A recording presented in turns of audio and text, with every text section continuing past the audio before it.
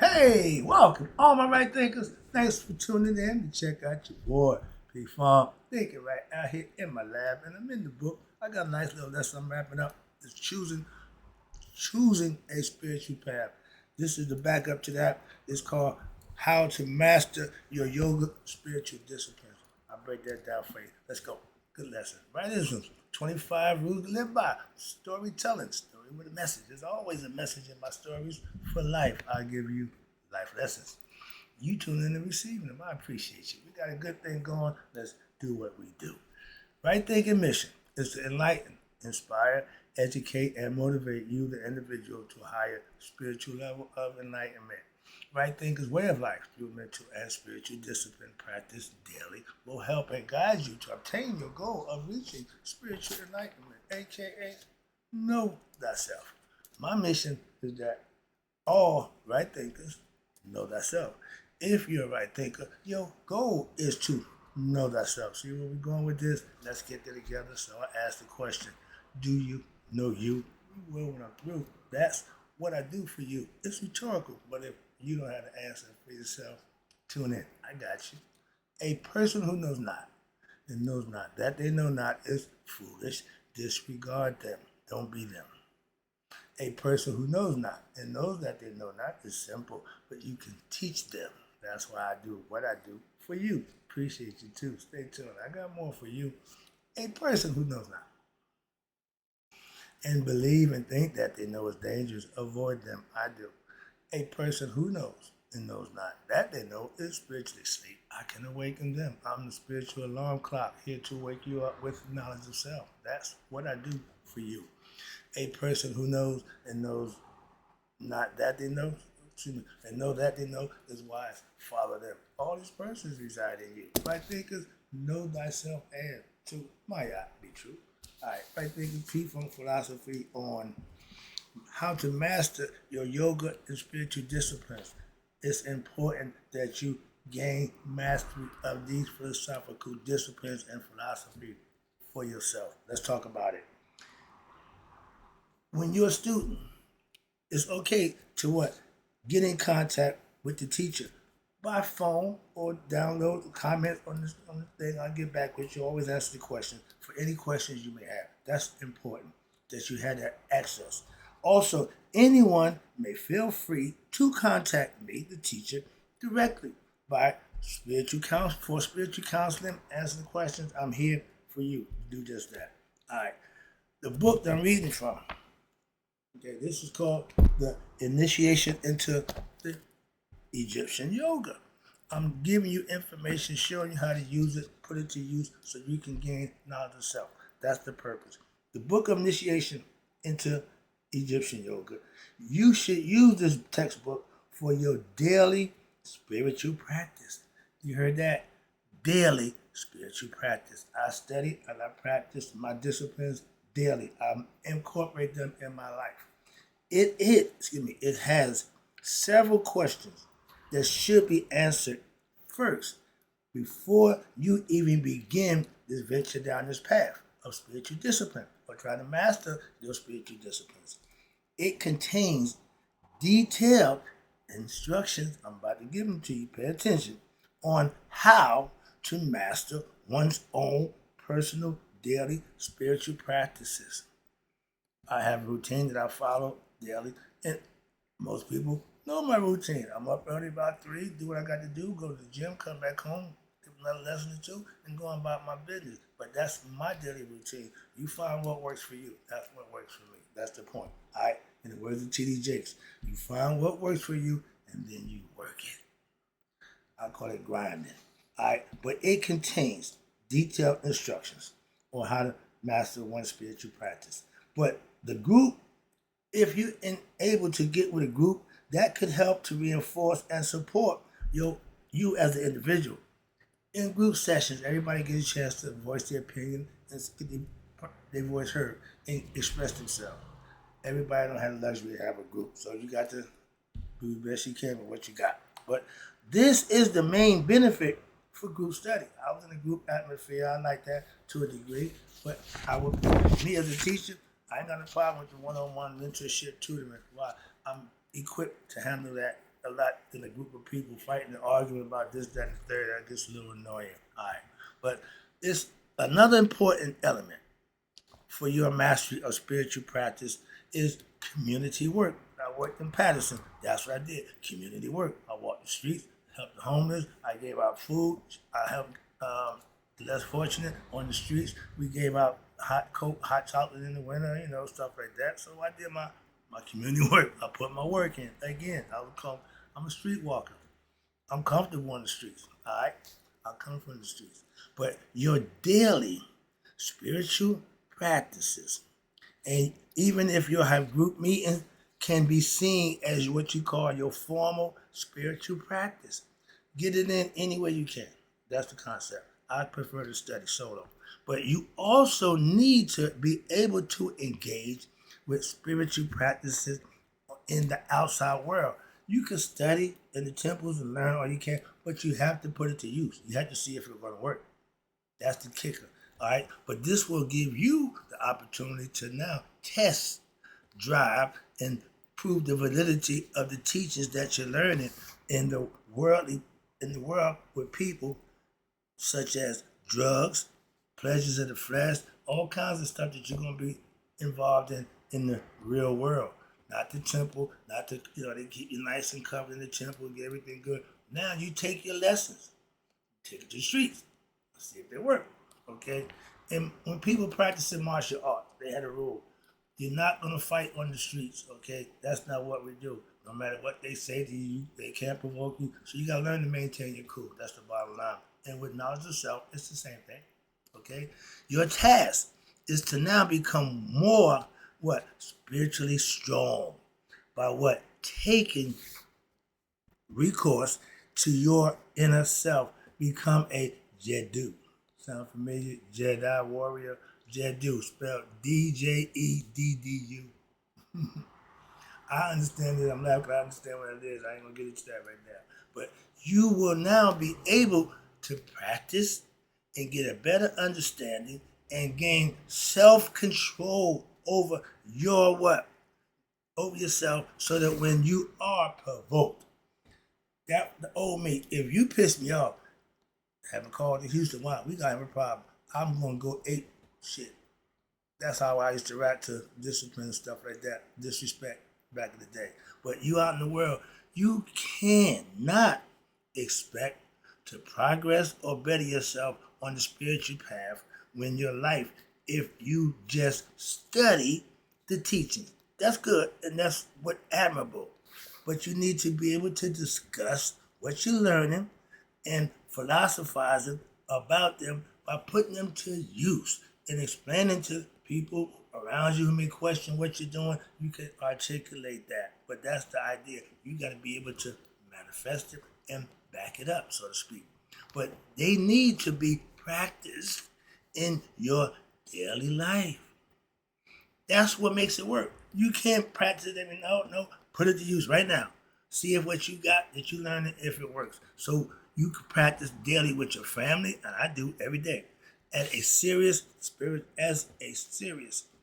a serious spiritual aspect right thinker, you must also practice on them by serving humanity. I give my knowledge to anybody who wants to get it. Turn it and get it. That's what I'm doing, serving humanity personally. But this falls under the spiritual discipline, or the discipline, yogic discipline of Yoga of action, selfless service, aka Mayat, or right thinking philosophy. This is what I mastered. And as you practice these teachings, what you will learn is intellectually, and you will have to experience these, and this experience will now help to purify your heart. What you mean? Living, doing, and being right daily purifies the heart. And purity of one's heart, what it means? It means you're growing in selflessness. You become a giver. They say God bless a cheerful giver. I give with a smile, okay? And you obtaining now inner peace, hotep, and you're reaching a level in your life for yourself, what they call contentment. You know what contentment is? Contentment is being good with what you got, not wanting no more, not no, I'm good, I'm good. When you reach that level within yourself, that's what we call gain wisdom. You obtain contentment through what? Experiencing, and now you have also wisdom to go with that. So now when you speak, because your heart is pure and you're honest, you're speaking what we call makaru. Okay? That's speaking from the heart, but a purified heart. A heart that became conscious of its higher self, which is the heart mind coherence.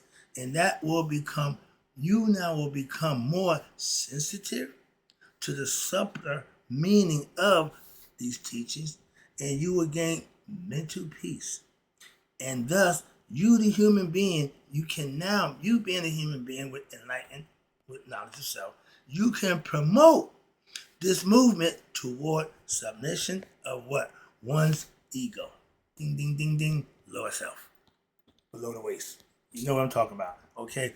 But when the ego is supplemented, put under control, put in the servitude position, you now, the person, you will be able to achieve through daily meditation, you will achieve what we call spiritual enlightenment. And you will have reached that in a short period of time when you put in self-effort and your due diligence, and you will reach that level a lot sooner than those who just get along. No, when you amped up, you full throttle here, your best foot forward, you reach it.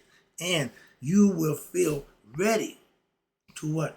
Expand your practices to what? Otherwise, you will be risking, if you're not getting better and you fall and get weak, you will risk what? More frustration, and you will definitely fail in your movement to reach spiritual enlightenment too fast.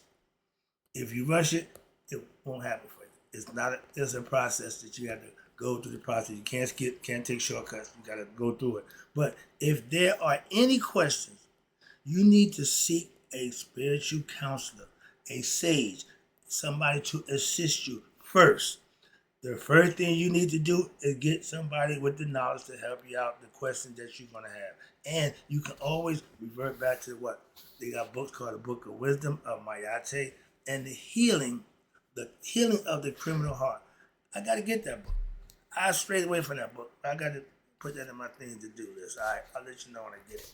But this duty of what we call selfless service, which is my yacht philosophy, now I call it right thinking philosophy. We offer selfless service, and by offering selfless service, you now can be carried out. This can be carried out in several ways. Depending on your job, depending on what you do, you can work on these things. But you as a spiritual aspirant, you can now participate in what we call worthwhile community projects. Like I said, when I was in Patterson, I volunteered. I'm on the corner, helping out, giving out drinks and food for people, okay, giving advice if they want about life. Did a lot of good stuff. All right, and I participated. Also, when you have your yoga tradition, the highest form of this service to what? To the mission of your spiritual preceptor. That means respect the ones who given you the knowledge. This task of bringing, because the task of bringing enlightenment, knowledge to what? The ignorant people of the world. That is the greatest, the highest form of selfless service you can achieve with charity. Why? Because it helps alleviate and eradicate the source of all your pain and sorrow and suffering, egoism. Not only of this life, but of those to come in the future. Because if you don't get enlightened, you will be back. So therefore, having a spiritual preceptor is seen as what? The most compassionate being on earth. I don't see that, but I get the concept. But the act of following in the footsteps of an authentic spiritual sage, guru, personality is seen as your most laudable form of the spiritual practice, which is you as the aspirant can practice. Get with a knowledgeable sage, guru, saint, and learn from them. Glean from them. Get something from them that will help you. They will gladly give it to you. Trust me. The aspirant, as the aspirant, you can help the message to get out by you promoting the teachings, by living them, demonstrating them to others. Through daily programs or the daily routine that you live by, and my favorite, teaching others. That's what I do for you. And this is helping to produce the books that I read from my preceptor, which is Muata Ashby. Okay? In advanced stages, when you, the aspirant, become proficient through daily study, meditation, and practice of the teachings of right thinking philosophy, you now can begin to actually manifest and produce your own literature and even educational materials. When you have knowledge, you can share it. That's the bottom line. Use it and then share it.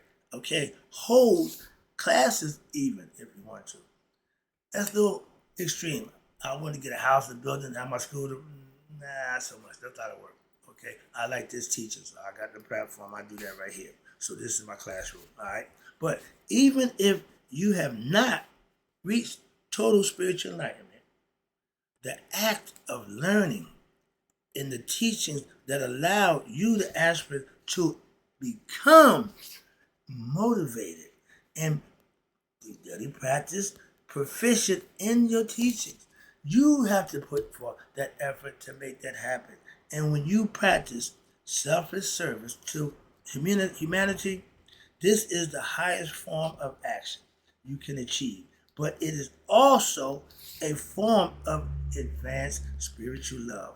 That's the yoga of devotional love to God. That's what I get from my church family. I go to church to get spiritual love. Why? We all show devotion to God. And in doing so, we fellowship and practice doing just that on the Sundays. But because it expands your personal concern to the entire world, and for this, it also expands your consciousness. You're getting more understanding about the world, but you're starting to get it from a different perspective. This point is clearly made in the book of Coming Forth by Day in chapter 33. You see the book of Egyptian book of Coming Forth by Day. I got that right there. And it says, made the book Coming Forth by Day. It says in the Pert M Harut, that's the real name, and it should be studied daily and carefully. That's what's important. Study the teachings, learn the teachings, get proficient in the teachings, and then you can live the teachings. So as you give and gain wisdom, now you are giving what? More wisdom. By who? The divine. He don't give you the more you can handle, but the more you take, the more he's going to give you. All right? So therefore, do not hoard anything. I have been studying for over 30 years. I was getting answers. I said, listen, I'm about to start my own Masonic fraternal order. I'm going to do something. Why? I got to teach. I need to get this information out. I got a bunch of it. I'm trying to get to somebody who can use it. So thank you, YouTube. I got my platform right here. This is my classroom. Where I can do what I want to do. And do not hold on to any knowledge. Give it away. Like the money, it's only going to do good for people who can use it. If you got so much of it to help others, do just that. I look at my knowledge as money. I'm trying to give somebody some knowledge that they can spend and better themselves with. It ain't about material, physical stuff. It's about mental and spiritual. So you share your knowledge. How? Freely. You don't charge? Freely. You go to church, you got to bring money. Freely. This will allow you now to grow spiritually in great strides when practiced daily. And as long as you remain free of one's ego and selfishness, pride, egoism, All those negative things, when you eradicate them out your personality, now you are free. And you, as an aspirant, you should always remain, and my pastor is famous for this, humble.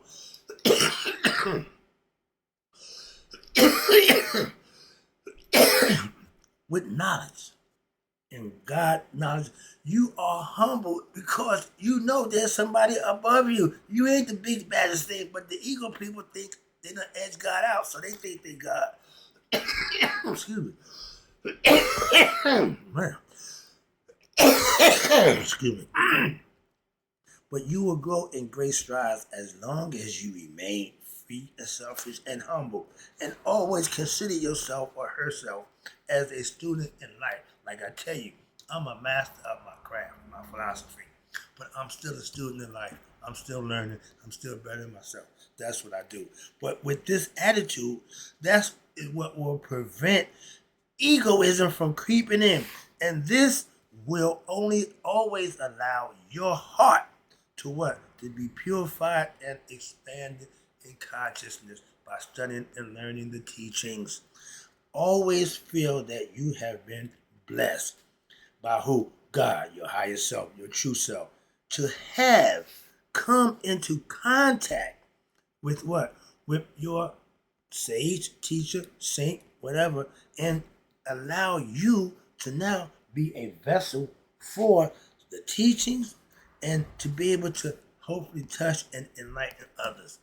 That's what teachers do. That's what sages do. So now open your heart to what? The joys which the teachings are bringing to you. I've been doing this for years. And you are unburdening the unburdening of one's mind, meaning freeing you from the egoistic thoughts, freeing you from negative thinking with the pressures of life from your ego. And now you are able to discover what? Your long awaited answer to what? The most important questions that we all have in life. And you share this joy with others. How? But without attachment. You give it away. You give it away. Spiritual life in my church family who are devoted to God, devotional love, they live a spiritual lifestyle. And it is an internal awakening, meaning inside. Something inside you is going to wake up. And then it in a eternal feeling of what? Happiness, bliss, ecstasy, pleasure, whatever you want to call it. But that's happens inside, not out. And you don't get that from new stuff, relationship, a loved one. No, pleasure of the flesh. No.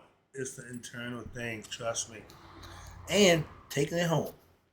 Do you, excuse me, do not expect others, what the hell? When you're on your path to righteousness and enlightenment, don't expect others to always agree or praise you and follow what it is you do. You doing what you do for you. I teach and instruct you to help you to know you. That's what I do in this for you. But you look only to the approval from your teacher, aka your higher self, and from God, the divine. In this manner, you are serving the divine what? Within yourself.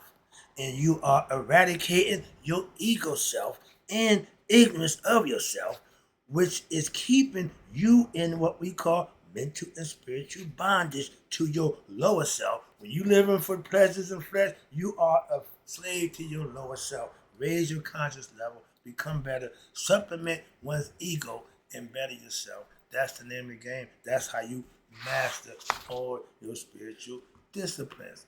Understanding how to do it and live by them. They work like a charm. Trust me. I'll be right back right now. Right thinkers in closing. May you all live to be 100. Me, 100 miles a day. So I never know my right thinkers who know how to master their yoga spiritual disciplines have passed away. Master oneself, know thyself. That's the rule.